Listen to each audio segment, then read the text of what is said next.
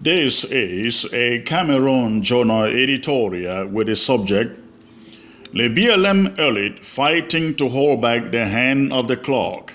Again, the subject of this editorial is Lebialem elite fighting to hold back the hand of the clock. Late last month, some self-seeking, self-made, rarely visible elite of Lebialem, all of them lackeys of the irrelevant CPDM party, met in a little closed-door meeting, a war room of sort, at the Yaoundé residence of one Fabricated Boniface, also known as Boniface Nkobenai, to plot arrest, torture, and imprisonment of their own youths. In attendance were Nkobenai himself, or Fabricated himself. Then there was Nkematabong Martin, one Nyetengwang, whom we learn is the president of the Kodo Yaoundé branch, James Ngofua, Aungjia Valentine, Justice Fobele Asa Fontem, John Fongang, Fontaine Bridget, among others. The agenda of the meeting was summarily to stifle the school shutdown campaign in Lebialem, launched by Southern Cameroonians who have grown tired of La République du Cameroon regime of neglect and want to call an end to Yaoundé's hegemony over the Southern Cameroons, to which Lebialem is an integral part. The Cameroon journal learned that at the end of that meeting in Fabricated's residence, two young men of Lebialem origin, whose names we withhold for security reasons, were sponsored for a special mission to Menji. While in Menji, they were to collaborate with the SDO for Lebialem to initiate the arrest, torture, and detention of any resident they suspected was posing an obstacle or threat to effective schools resumption in the municipality. The young men were promised, should they do a good job, by getting as many indigents as possible arrested and locked up, that they did be handsomely rewarded. The Yaoundé so-called elite made sure they called the SDO for Lebialem to brief him that he had help on his way from Yaoundé. But he was equally informed that he will have to settle the boys once the assignment was completed. All in all, the boys showed up in Menji, succeeded in having the SDO arrest two people. Some say only one was arrested. When pressure started mounting up as a result of the arrest, with news making rounds that they were the one responsible for the arrest, fearing mob justice, the boys took off back for Yaoundé. The pay for all this risk was 10,000 francs from the SDO and another 50,000 francs from the Yaoundé so-called elite. But the plot doesn't end there. Not too long after that, another group of Lebialem elites, including some of those we have already named here, led by Bernard Forju, member of Parliament for Lebialem, drafted what has turned out to be a fake motion of support from Lebialem elite to Paul Biya, President of La République du Cameroon.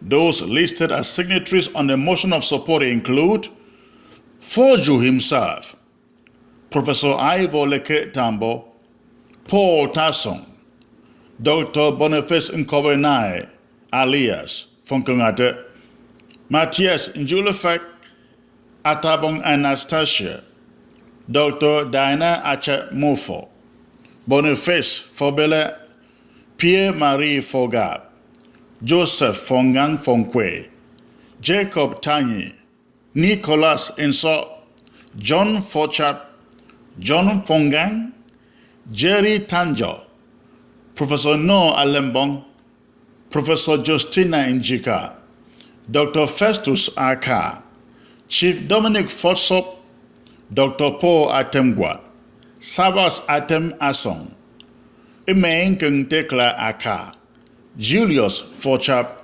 Bebongchu, Michael Fonju, Beatrice Asongna, Acha Fonken, Israel Nembo, Celine Naya Lekunzi, Ajong Suaibo, and Prince Chris Fortabong. The motion is dated September 3rd and allegedly done in Minji, divisional headquarters of Lebialem. But the truth is that no such meeting ever took place in Minji. The letter is a fraud, a fabrication of Bernard Forju's imagination. Not only was there no meeting in Minji, some of those whose names are included as signatories in the motion of support are beginning to distance themselves from it. Some have expressed disappointment at the fact that Forju added their names or inserted their names in the statement without consulting them. We have also gathered that just before the visit to Washington, D.C. of the delegation of the Southern Cameroon Governing Council on Saturday, September 16, led by Chairman Ayuk Tabi Julius, we gathered that the same Funkungate or Boniface Nkobenai, who was the architect behind the arrest of youths in Menji on September 4th, made a frantic phone call to members of the Fontaine royal family in the Maryland, Washington, D.C. metropolis, cautioning members of the royal family to abstain from the Southern Cameroon's event welcoming Chairman Ayuk Tabi and his delegation to Washington, D.C. This, in a nutshell, is what the CPDM machine of the Lebialem indigents has been doing of late to strangle the Southern Cameroon cause in their neck of the wood. The late Fon of Fontaine Fon Lucas Njifwa, though a CPDM bigwig at his death, will be doing spins in his tomb, seeing how low his elite are ready to stoop for nothing else but personal ambition or self-aggrandizement to frustrate the Southern Cameroon's right to restoration. We recall that it was the late Fon of Fontaine, of all the Fons and chiefs in the southwest and northwest regions, who once, in the Manfei gathering of chiefs, staged a walkout of the meeting when other chiefs had conspired to draft a motion of support to Paul Biya against the advocacy of the SCNC for a free Southern Cameroons. We have no doubt that the motion of support from so-called Lebialem elite was a fraud concocted by Bernard Forju and the likes of Funkungate, or call him Boniface Nkobenai. Cameroon's political landscape is rapidly changing, but they still live in the illusion that they can hold back the hand of the clock as they have done all their lives to maintain their grip on appointments. Do they really think Mr. Biya is looking at them and saying in his heart, these men are really brave? Absolutely not. Biya knows they are just out to keep their jobs or seek for the next promotion. In the motion of support, Bernard Forju and co thank Paul Biya for freeing Barrister Agwobala and other detainees. How is it that Manu people, whose son Bala is, are yet to send a motion of support to Paul Biya, but the BLM so-called elite want to take the lead? Of what benefit, of what relevance is it to Lebialem people? And by the way, what crime did Bala commit that his release should necessitate motions of support? They didn't have to be in that detention for a single night because they committed no crime. A few months ago, a landslide in Eso-Ata, a small village in Lebialem, caused tremendous damage to lives and property. We didn't see or hear these elites petition the government for help for the people. In fact, Forju, their member of parliament, didn't show up. 2 days ago, another landslide swept through another small village not far from the front of Fontaine's palace in Azi.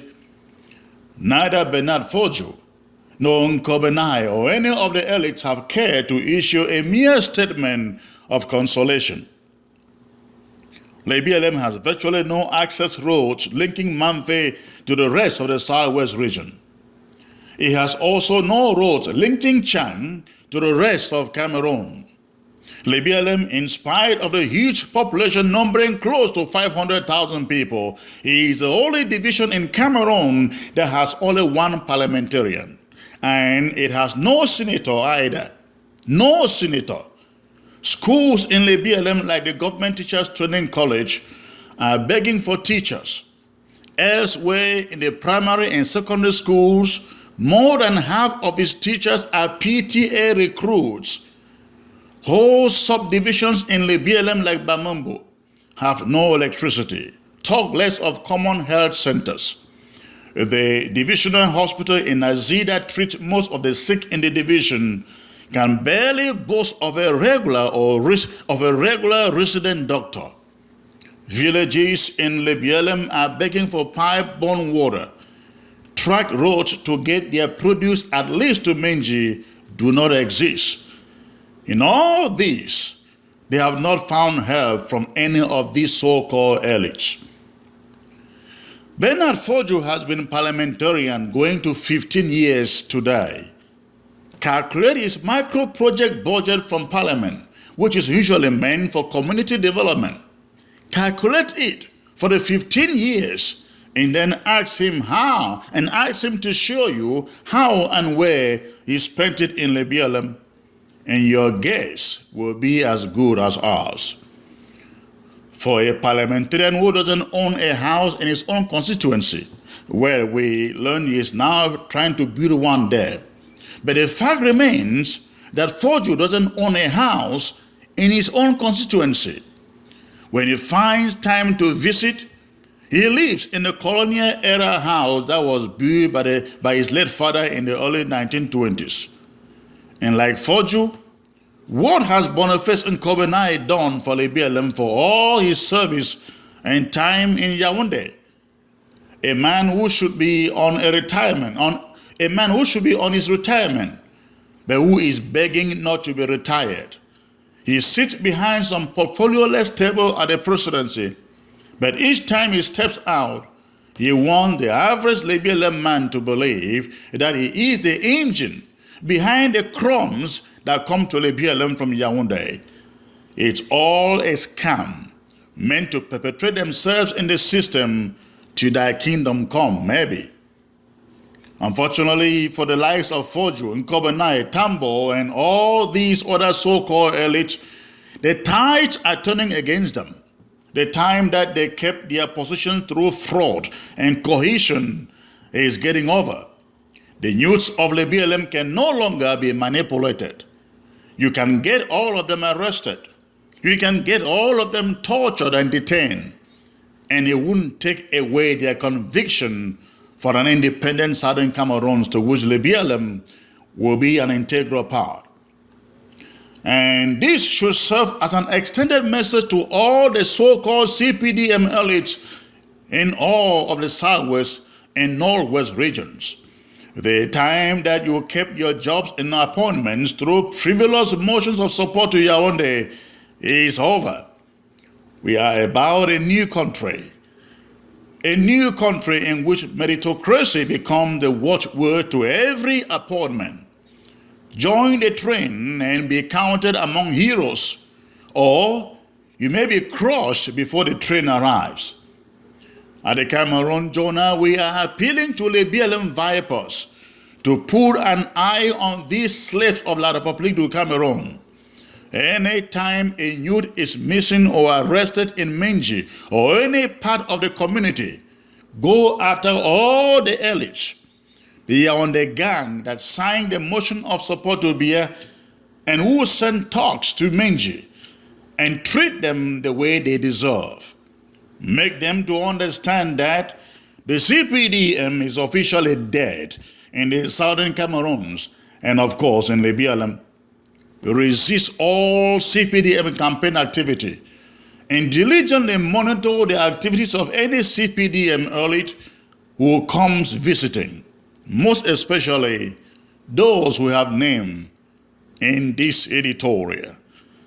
Again, this came to you from the Cameroon Journal. You can read the script of this editorial at CameroonJournal.com. Again, CameroonJonah.com. And you can write to us at editor@CameroonJonah.com. Again, the email address is editor@CameroonJonah.com. I am Chris Ano, and thanks for listening today.